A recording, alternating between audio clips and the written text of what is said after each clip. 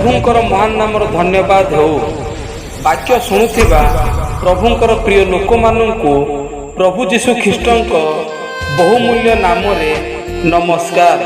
आसंतु आज पिता परमेश्वर वाक्य द्वारा आंभ मानक सहित कथा हेउंतु।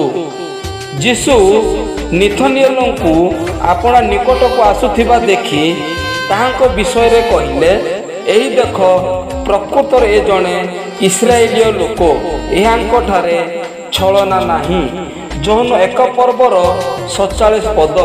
एही वाक्य बुझिबा पाई, वाक्य अनुसार चलिबा पाई समस्त को प्रभु साहाय्य करंतु। ए वाक्य द्वारा आपण मानक परिवार को प्रभु सदा सर्वदा आशीर्वाद करंतु। धन्यवाद। आमेन।